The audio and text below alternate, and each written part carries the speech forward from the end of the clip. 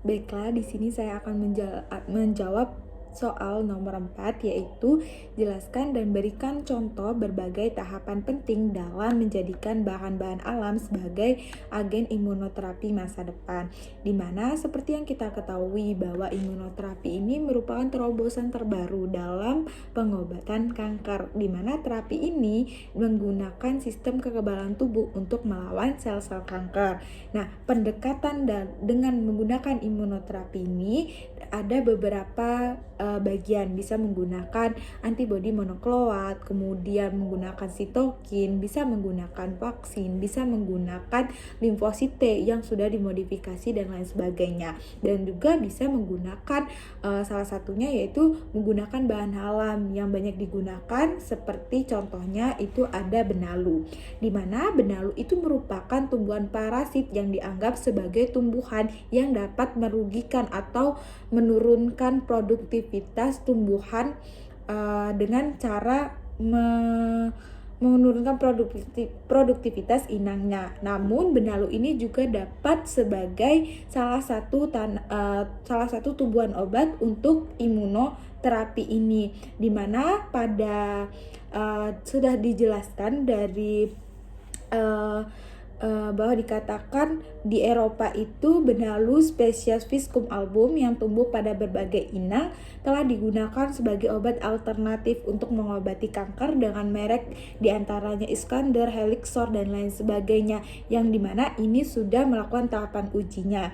Nah, pada proses pembuatan atau tahapan yang penting dalam pembuatan bahan alam sebagai imunoterapi ini, yang dimana pertama itu dilakukan ekstraksi terlebih dahulu terhadap tanaman tersebut, kemudian dilakukan screening fitokimianya dan ataupun dilakukan tahapan isolasi, dimana ini untuk mengetahui atau pengambilan senyawa dari tanaman tersebut, dilakukan penelitian bahwa apakah benar pada tanaman tersebut memiliki senyawa yang benar-benar senyawa apa saja, dan diduga memiliki aktivitas biologis yang dapat sebagai terapi dari pengobatan kanker gitu. Nah, kemudian setelah itu dilakukanlah tahap uji prakliniknya, di mana ini dilakukan pada hewan.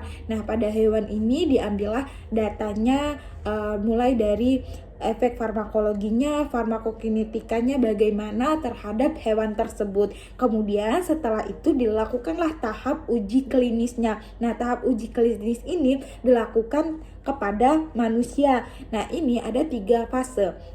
Jadi fase pertama itu dia dilakukan uji kepada pasien dengan mengetahui memberikan pengobatan tersebut dan mengambil data pasien tersebut dengan penyakitnya. Kemudian yang kedua itu mengambil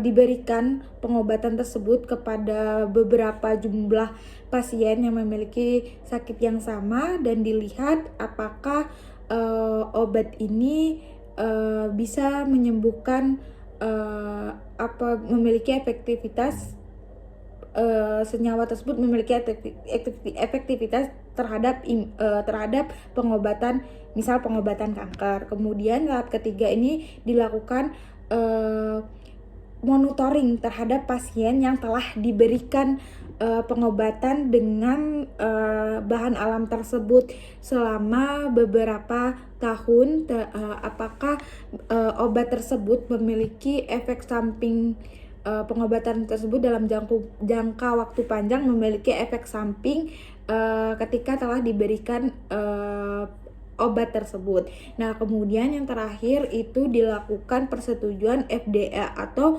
Food Drug Administration. Jadi diakui bahwa obat ini benar-benar bisa memiliki khasiat sebagai obat imunoterapi atau pengobatan dalam terapi kanker dan pengobatan terapi lainnya.